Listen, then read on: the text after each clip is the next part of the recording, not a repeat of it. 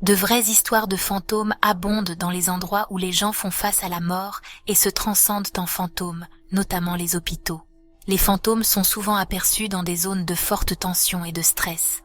À peine un endroit peut correspondre à cette description mieux qu'un hôpital, où les traumatismes ont leur propre centre. On pourrait même dire que les hôpitaux sont des médiateurs physiques entre ce monde et le royaume des esprits, un endroit où la vie est à la fois amenée dans ce monde et délivrée vers l'au-delà.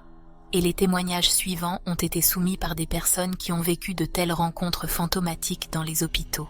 Voici leurs histoires.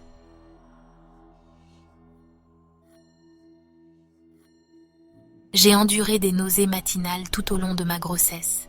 Je n'avais pris que 4 kilos, ceux qui me plaçaient dans la catégorie à haut risque. Inutile de dire que l'accouchement ne s'est pas déroulé comme prévu. On a provoqué l'accouchement à 36 semaines parce que le bébé avait cessé de grandir.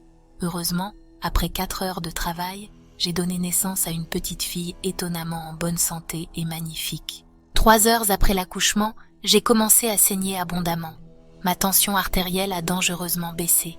Mon mari et moi avons été informés que si le saignement ne s'arrêtait pas dans les prochaines heures, je devrais subir une intervention chirurgicale. Mon infirmière, Wendy, a commencé à me donner des injections de pitocine toutes les 30 minutes. Après 2 injections, rien n'avait changé. Je n'arrivais pas à me concentrer. Tout me semblait surréaliste. Je suppose que c'était à cause de ma faible tension artérielle. Je me souviens avoir pensé que j'allais mourir, mais j'étais très calme. Wendy est venue me dire que son quart de travail se terminerait bientôt, mais qu'une autre infirmière viendrait me donner les injections. Elle a promis de revenir me voir le lendemain matin. Il était 18 heures quand elle est entrée dans ma chambre. Son badge portait le nom Maria. C'était une femme de petite taille, d'environ 1,52 m. Elle avait des cheveux bruns courts avec des mèches grises et de beaux yeux bleus. Sa voix était douce et réconfortante, différente de toutes celles que j'avais entendues auparavant ou depuis. Dès qu'elle est entrée dans la pièce, j'ai senti une partie de ma force me revenir. Quelques instants auparavant, je ne pouvais même pas lever les bras tellement j'étais faible. Je me suis tournée sur le côté, pensant qu'elle était là pour me donner ma prochaine injection. Elle a dit « Oh chérie, je ne vais pas te faire une piqûre, tu n'en as pas besoin, tu vas très bien. » Elle s'est tenue près de mon lit, souriant, tout en me massant les jambes pendant quelques minutes. J'ai jeté un coup d'œil à mon mari, voulant lui demander s'il avait entendu ce qu'elle avait dit. Il était assis sur une chaise, profondément endormi. Elle m'a souri une fois de plus, tapoté ma jambe et s'est dirigée vers la porte. Puis, elle a disparu. Je ne l'ai pas vue sortir par la porte. Elle s'est comme évaporée. J'ai de nouveau regardé mon mari, espérant qu'il reconnaîtrait qu'elle avait vraiment été dans la pièce. Il dormait toujours. J'ai essayé de le réveiller en l'appelant par son nom. Il ne bougea pas. J'ai pris un thermomètre sur la table de chevet et je lui ai jeté dessus. Il ne s'est toujours pas réveillé. À ce moment-là, une autre infirmière appelée Sheila est entrée dans la pièce, tenant une seringue familière. Je lui ai dit que je n'avais plus besoin de pitocine. Après tout, c'est ce que la dernière infirmière m'avait dit. Confuse, elle a dit qu'elle était la seule infirmière de nuit. Elle m'a posé des questions sur l'autre infirmière. À quoi ressemblait-elle? Connaissais-je son nom? Elle a regardé le berceau vide au pied de mon lit. Elle m'a demandé si mon bébé était à la pouponnière, à quoi j'ai répondu oui.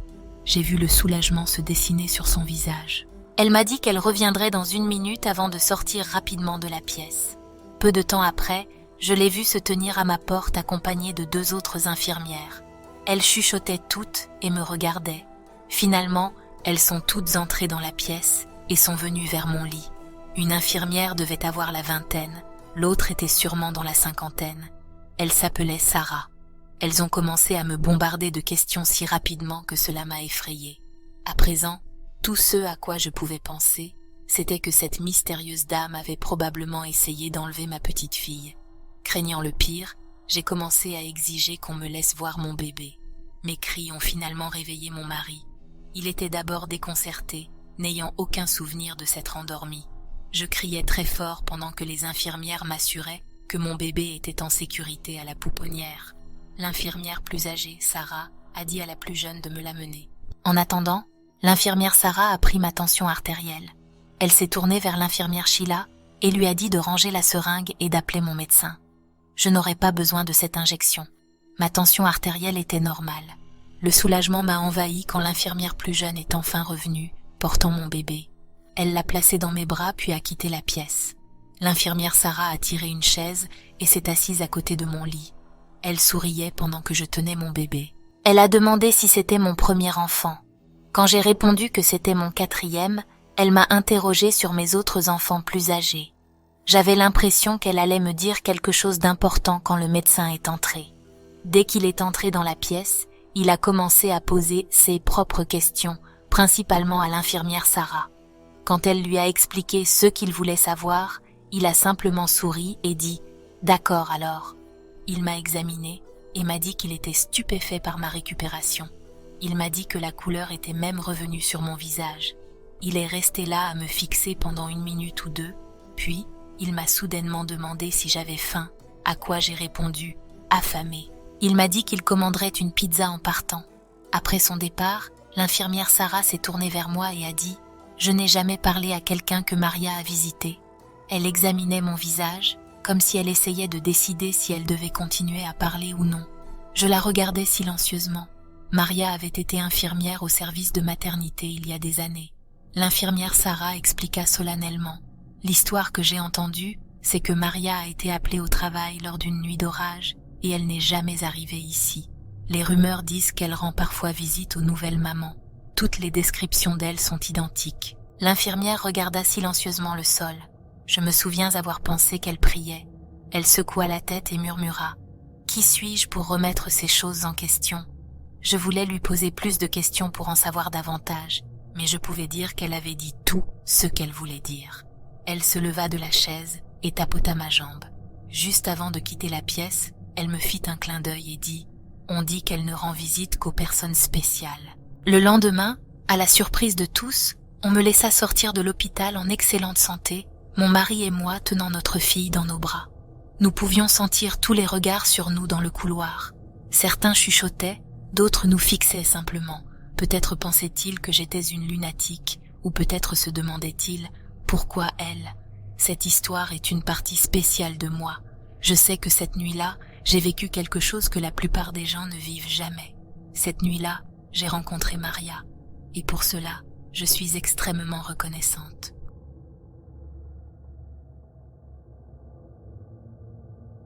Je ne sais pas par où commencer. C'était en juillet 1982 et je venais de commencer une nouvelle carrière au centre de réhabilitation de Californie.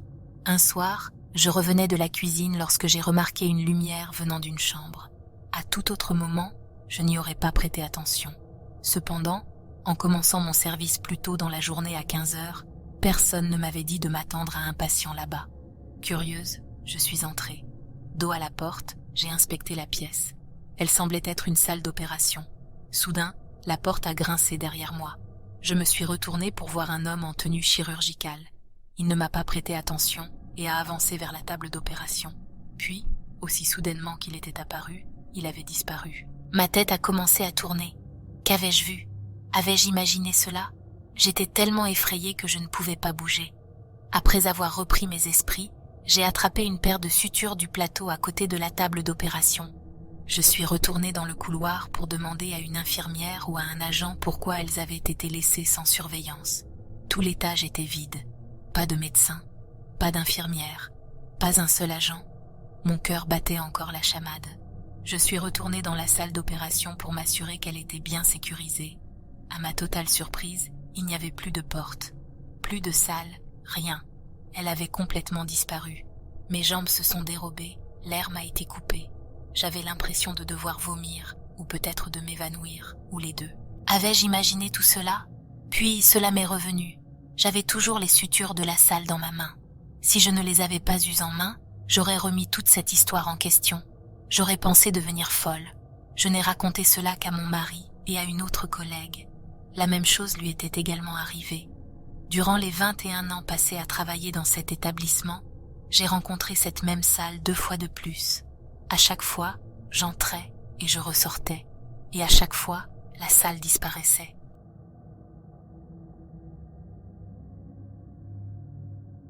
En septembre 2013, j'ai été hospitalisée pour une grave grippe.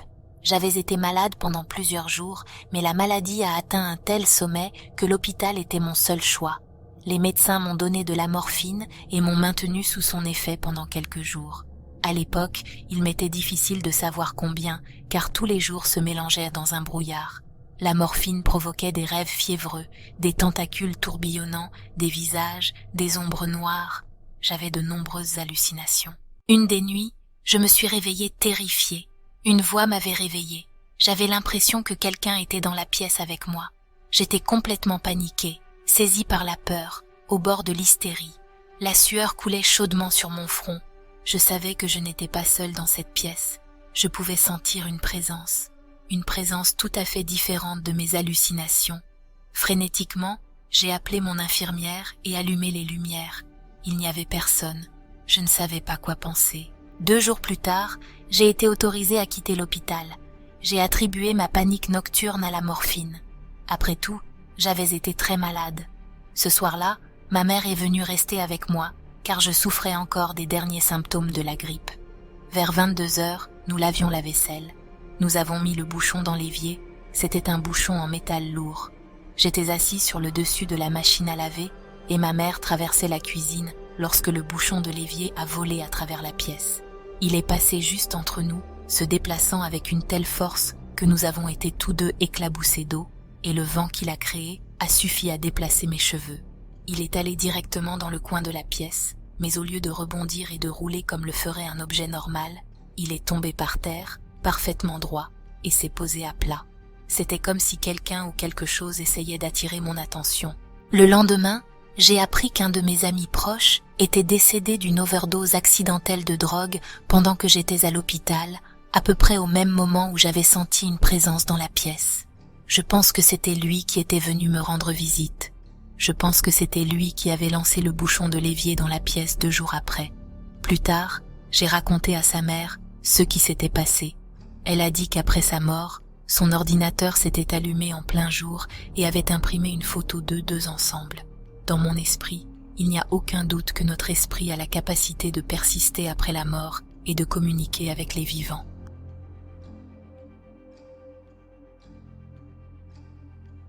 Merci d'avoir regardé et merci à tous ceux qui ont si courageusement partagé leurs histoires avec nous aujourd'hui. Si vous avez aimé la vidéo, n'hésitez pas à liker, partager et vous abonner. Et si vous ne pouvez pas attendre notre prochaine vidéo, alors regardez celles suggérées à l'écran maintenant. À la prochaine.